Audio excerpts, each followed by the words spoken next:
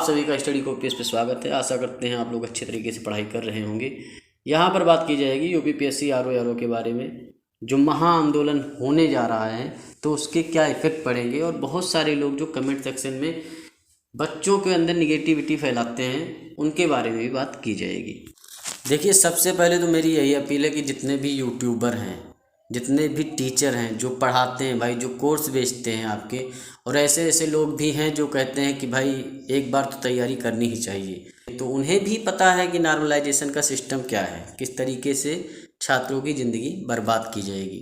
देखिए, नॉर्मलाइजेशन का प्रभाव जो है उन विद्यार्थियों पर नहीं पड़ेगा जो भाई यूपीपीसीएस में 150 में 130-40 कर सकते हैं, उनके ऊपर इसका प्रभाव नहीं पड़ेगा, निश्चित है। यूपीपीएससी आरओ के जो विद्यार्थी हैं 200 में 180 नंबर तक कर सकते हैं, तो उनके ऊपर भी इसका प्रभाव नहीं पड़ेगा। अगर आप इतना स्कोर कर सकते हैं तो भाई आप विरोध से दूर रहें, आंदोलन से दूर रहें, कोई दिक्कत नहीं, आप वैसे भी सिलेक्ट हो जाएंगे।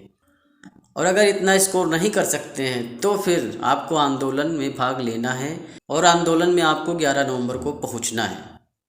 फालतू में कुछ ज्ञानी लोग होते हैं जो कमेंट सेक्शन में आके कहते हैं कि भाई पेपर करा दो जल्दी, बस सेलेक्ट हो जाएंगे, हम नौकरी ले लेंगे।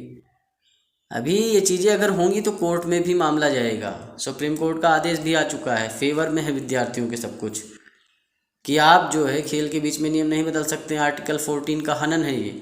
जब कोर्ट में मामला जाएगा तो वैकेंसी पे स्टे भी लग सकता है।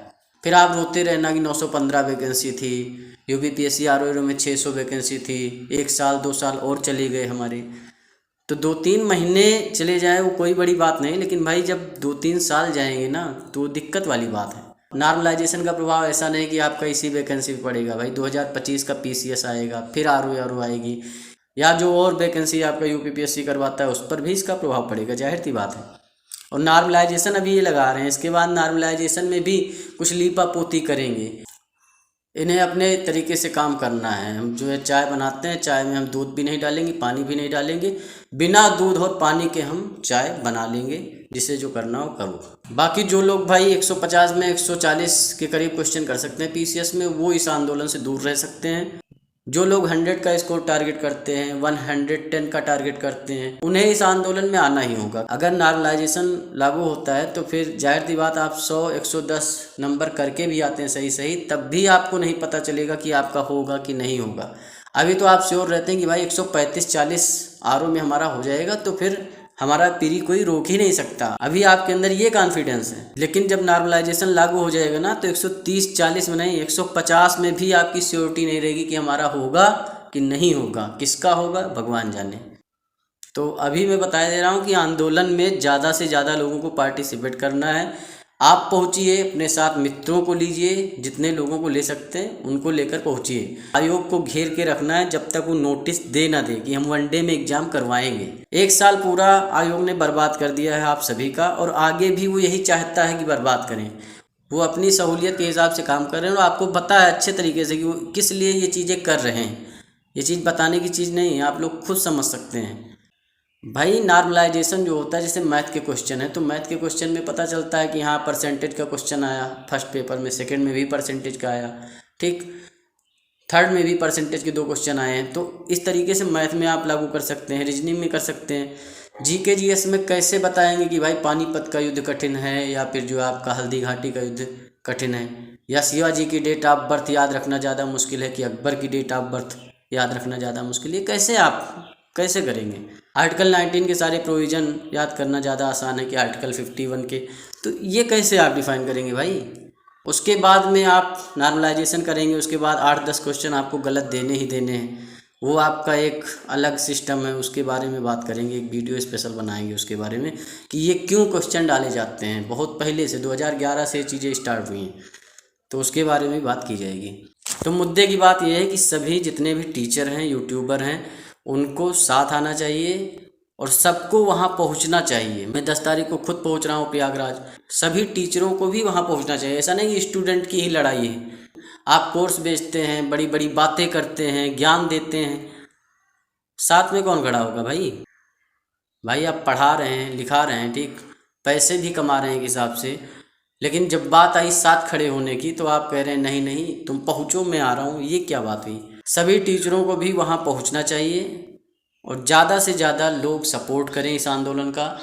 आयोग को तब तक घेर के रखना है, उनके अधिकारियों को निकलने नहीं देना है जब तक कि नोटिस ना दे दें कि वनडे में एग्ज़ाम करवाएंगे हम। ज़्यादा से ज़्यादा लोग मेल करें, मेल आईडी वगैरह सारी चीज़ें टेलीग्राम पे डाल दिए हैं, क्या मैसेज करना है वो भी डाल दिया है।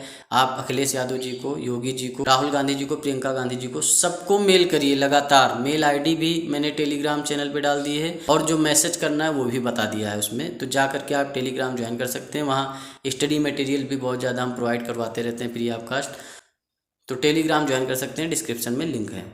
पढ़ाई इस समय आपकी उस तरीके से नहीं हो पा रही होगी जिस तरीके से होनी चाहिए। भाई आदमी डिमोटिवेट हो ही जाता है कि ऐसी ऐसी चीज़ें लागू की जा रही हैं, लेकिन पढ़ाई आपको करते रहना है। जो भी समय बचता है उसमें ट्वीट करिए, मेल करिए, और आंदोलन में आपको पहुंचना ही पहुंचना है। ये कोई ऑप्शनल चीज़ नहीं है कि भाई पहुंचेंगे, मन होगा पहुंचेंगे, नहीं मन होगा नहीं पहुंचेंगे।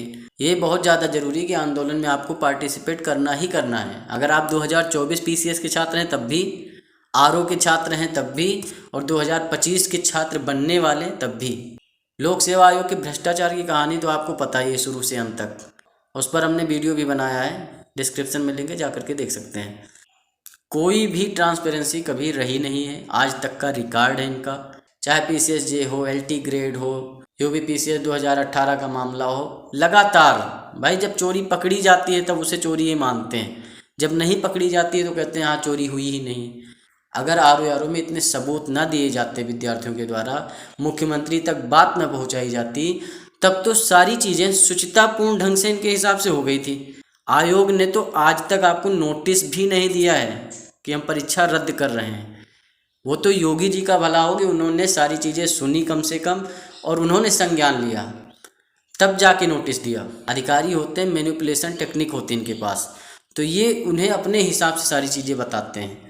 जब आंदोलन होगा सारी मीडिया इसे कवर करेगी, तब असल चीज़ें उन्हें भी पता चलेंगी, और देखना 1 शिफ्ट में एग्ज़ाम होकर रहेगा। लेकिन आंदोलन पूरे ढंग से करना पड़ेगा, झुकना नहीं हम लोगों को। आज सोशल मीडिया का ज़माना है और 2024 है, ये पहले का ज़माना नहीं रह गया है कि भाई आप कुछ भी कर लेंगे, अंदर अपना बैकडोर से सबको सेलेक्ट कर लेंगे।